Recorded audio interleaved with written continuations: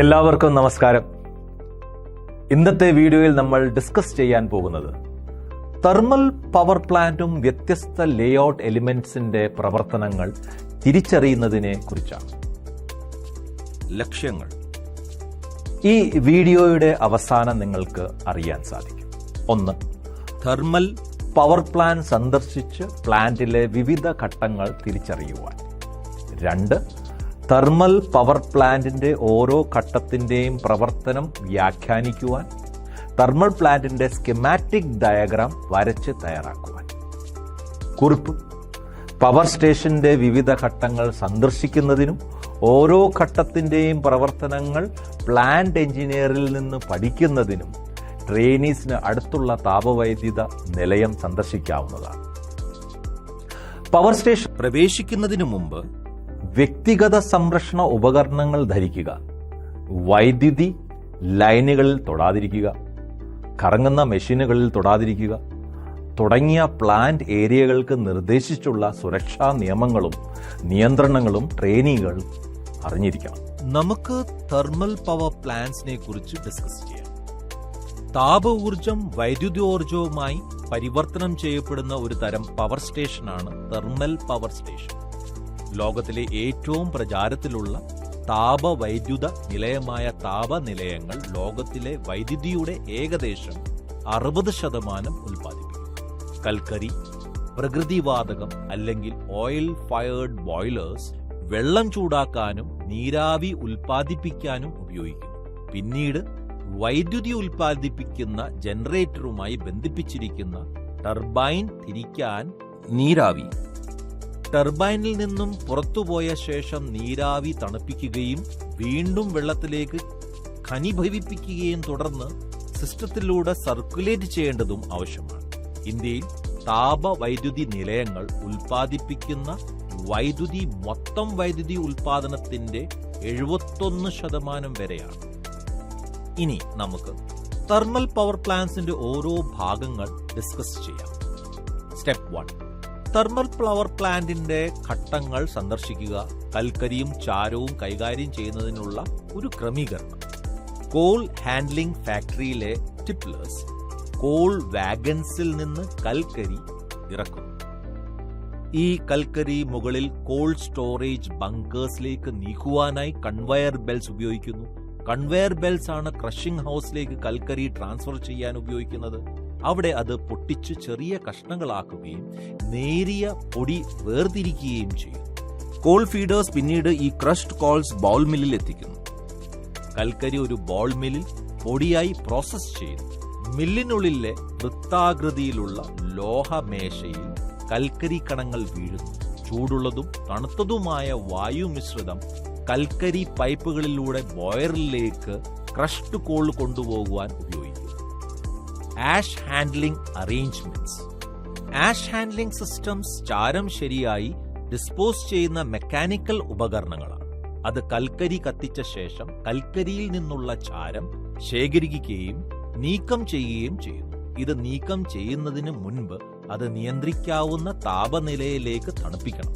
ഇത് പിന്നീട് ഒരു ഡിസ്പോസൽ അല്ലെങ്കിൽ സ്റ്റോറേജ് ഏരിയയിലേക്ക് മാറ്റുകയും സിമന്റ് പ്ലാന്റുകൾ, നിർമ്മാണം, മറ്റ് സമാന സ്ഥലങ്ങൾ എന്നിങ്ങനെയുള്ള വിവിധ വ്യവസായങ്ങളിൽ ഉപയോഗിക്കുകയും ചെയ്യുന്നു.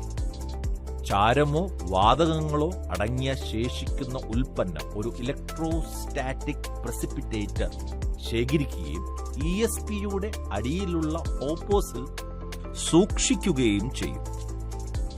ഒരു സ്റ്റീം പവർ പ്ലാന്റിൽ ബോയിലർ, സ്റ്റീം ടർബൈൻ, ജനറേറ്റർ, മറ്റു ഓക്സിലറീസ് എന്നിവയുണ്ട്. ബോയിലർ ഹൈ പ്രഷറിലും ഹൈ ടെമ്പറേച്ചറിലും സ്റ്റീം ജനറേറ്റ് ചെയ്യുന്നു. സ്റ്റീം ടർബൈൻ സ്റ്റീമിന്റെ ഹീറ്റ് എനർജിയെ മെക്കാനിക്കൽ എനർജിയിലേക്ക് കൺവേർട്ട് ചെയ്യുന്നു. ജനറേറ്റർ പിന്നെ മെക്കാനിക്കൽ എനർജിയെ ഇലക്ട്രിക് പവറിലേക്ക് കൺവേർട്ട് ചെയ്യുന്നു.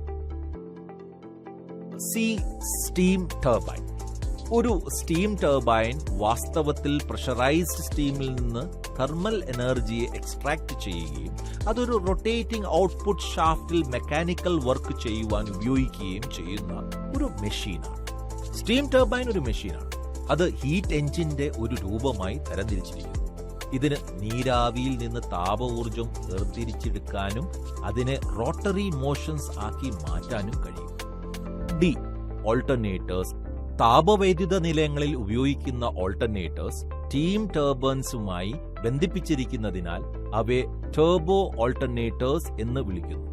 ടർബോ ഓൾട്ടർനേറ്റേഴ്സിന് സിലിണ്ടറിക്കൽ റോട്ടേഴ്സ് ഉണ്ട്. അതിനാൽ റോട്ടറിനും സ്റ്റേറ്ററിനുമിടയിൽ ഒരു യൂണിഫോം എയർ ഗ്യാപ്പ് നിലനിൽക്കുന്നു. സ്റ്റീം ഹീറ്റ് എനർജിയെ ടർബൈൻ മെക്കാനിക്കൽ വർക്ക് ആക്കി മാറ്റുന്നു. ഓൾട്ടർനേറ്റർ വഴി മെക്കാനിക്കൽ എനർജി വൈദ്യുതോർജ്ജമായി മാറുന്നു. 50 ഹെർട്സ് ഫ്രീക്വൻസിയിലാണ് 3 ഫേസ് ടർബോ ഓൾട്ടർനേറ്റേഴ്സ് പ്രവർത്തിക്കുന്നത്.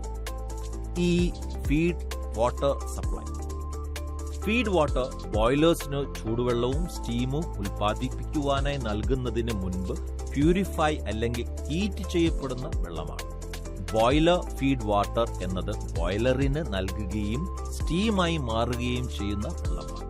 എഫ്. Cooling arrangement. കണ്ടൻസറും കൂളിംഗ് ടവേഴ്സും കൂളിംഗ് സിസ്റ്റത്തിന്റെ മെജോറിറ്റിയെ പൂർത്തിയാക്കുന്നു. പവർ പ്ലാന്റിന്റെ ഓവറോൾ എഫിഷ്യൻസി വർദ്ധിപ്പിക്കുന്നതിനായി കണ്ടൻസർ ടർബൈനിൽ നിന്ന് എക്സോസ്റ്റ് ആകുന്ന സ്റ്റീമിനെ കണ്ടൻസ് ചെയ്യുവാൻ താഴെ പറഞ്ഞിരിക്കുന്ന സ്റ്റീം ജനറേറ്റിംഗ് പ്ലാന്റിന്റെ കോൺസ്റ്റിറ്റ്യുവൻസ് ഐഡന്റിഫൈ ചെയ്യുകയും ടേബിളിൽ അതിന്റെ ഫങ്ഷൻസ് എഴുതുകയും ചെയ്യുക. എ. ബോയിലർ. ബോയിലർ കൽക്കരിയിൽ നിന്ന് ഗെയിൻ ആകുന്ന ഹീറ്റിൽ കൺവേർട്ട് ആകുന്ന ഒരു എൻക്ലോസ് പ്രഷർ വെസലാണ്. ഇവിടെ കമ്പഷൻ നടക്കുന്നത് 1300 മുതൽ 1700 ഡിഗ്രി സെൽഷ്യസിലാണ്. B. Super heater. Radiant type. Super ഹീറ്റേഴ്സും റീഹീറ്റേഴ്സും സാച്ചുറേറ്റഡ് സ്റ്റീമിന്റെ ടെമ്പറേച്ചർ വർദ്ധിപ്പിക്കാനും സ്റ്റീം ഔട്ട്ലെറ്റ് ടെമ്പറേച്ചർ നിയന്ത്രിക്കുന്നതിന് സഹായിക്കാനും വേണ്ടി പ്രത്യേകമായി ഡിസൈൻ ചെയ്തതാണ്. C. Economiser. Non condensing type. ഒരു ഇക്കണോമൈസർ ഫീഡ് വാട്ടർ ചൂടാക്കുവാനായി ഫ്ലൂ ഗ്യാസസിന്റെ വേസ്റ്റ് ഹീറ്റ് ഉപയോഗിക്കുന്ന ഒരു ഡിവൈസാണ്. D. Air preheater. Regenerative type. ഒരു എയർ പ്രീഹീറ്ററിന്റെ പ്രധാന ഫംഗ്ഷൻ ബോയിലറിലെ ഫ്ലൂ ഗ്യാസസിൽ നിന്ന് എക്സസ് ഹീറ്റ് പുറന്തള്ളുക എന്നതാണ്. ഈ കണ്ടൻസർ സർഫേസ് കണ്ടൻസർ. ഒരു സ്റ്റീം കണ്ടൻസർ താഴ്ന്ന മർദ്ദത്തിലുള്ള നീരാവിയെ വെള്ളമാക്കി മാറ്റാൻ ഉപയോഗിക്കുന്ന ഒരു ക്ലോസ്ഡ് വെസൽ ഹീറ്റ് എക്സ്ചേഞ്ചർ. 2 പ്രധാന ലക്ഷ്യങ്ങൾ നേടിയെടുക്കാൻ ഇത് പ്രവർത്തിക്കുന്നു. ഹോട്ട് വെൽ ലൈക്ക് ശുദ്ധജലം വിതരണം ചെയ്യാൻ. ഹോട്ട് വെല്ലിൽ നിന്നുള്ള വെള്ളം വീണ്ടും ബോയിലർ ഫീഡ് പമ്പിന്റെ സഹായത്തോടെ ബോയിലറിലേക്ക് പമ്പ് ചെയ്യുന്നു. സ്റ്റീം ടർബൈന്റെ ഔട്ട്ലെറ്റിൽ അന്തരീക്ഷ മർദ്ദത്തിന് താഴെയുള്ള മർദ്ദം നിലനിർത്തുന്നതിന് സാധ്യമായ പരമാവധി ഊർജം ലഭിക്കുന്നത്. F. Cooling tower. Induced draft cooling tower. ഒരു കൂളിംഗ് ടവറിന്റെ ലക്ഷ്യം വെള്ളത്തിൽ നിന്ന് ഹൈ ടെമ്പറേച്ചർ എക്സ്പെൽ ചെയ്ത് വായുവിലേക്ക് ട്രാൻസ്മിറ്റ് ചെയ്ത് വാട്ടർ സ്റ്റീം എന്നതാണ്. G. Water treatment chamber. Reverse osmosis. Chamber filtration ജലത്തിൽ നിന്ന് വിവിധ കണങ്ങളെ നീക്കം ചെയ്യുന്നു. ഫീഡ് ടാങ്കിൽ നിന്ന് ചേംബർ ഫിൽട്രേഷൻ യൂണിറ്റിലേക്ക് മാറ്റുന്നു. അവിടെ വെള്ളം ഫിൽട്ടർ ചെയ്യുന്നു. ടർബൈൻ കമ്പോണന്റ്സിലേക്കുള്ള ക്യാരി ഓവർ അടക്കം ബോയിലറിലും ടർബൈൻ സിസ്റ്റത്തിലുമുള്ള കൊറോഷൻ സ്കെയിൽ ഫോർമേഷൻ ഡിപ്പോസിഷൻ മുതലായ പ്രശ്നങ്ങൾ ഒഴിവാക്കുന്നതിന് thermal power facilities water treatment ഉപയോഗിക്കുന്നു. സ്റ്റെപ്പ് 3. ഓൾട്ടർനേറ്ററിന്റെ വിവിധ ഭാഗങ്ങൾ ട്രേസ് ചെയ്ത് നെയിം പ്ലേറ്റ് ഡീറ്റെയിൽസ് കുറിച്ചെടുക്കുക. 1. Number of phases 3. 2. Capacity 100 kVA. 3. Speed 3000 RPM. 4. Output voltage 440 volt. 5. Current 250 amperes. 6. frequency 50 Hz. 7. excitation current 36 amperes. 8. serial number. 9. year of manufacturing 1996. 10. model number. ദൃശ്യ thermal power സ്റ്റേഷന്റെ schematic diagram വരയ്ക്കുക. Scene number 6. ഈ വീഡിയോയിൽ നമ്മൾ thermal power പ്ലാന്റിന്റെ ലേഔട്ടും വിവിധ പാർട്ടുകളും എക്യുപ്മെന്റും discuss ചെയ്തു. ഈ വീഡിയോ കണ്ടതിന് ശേഷം ഒരു തെർമൽ പവർ പ്ലാന്റിന്റെ പാർട്സ് ഐഡന്റിഫൈ ചെയ്യാൻ നിങ്ങൾക്ക് കഴിയുമെന്ന് പ്രതീക്ഷിക്കുന്നു. നന്ദി. ഒരു ശുഭദിനം ആശംസിക്കുന്നു.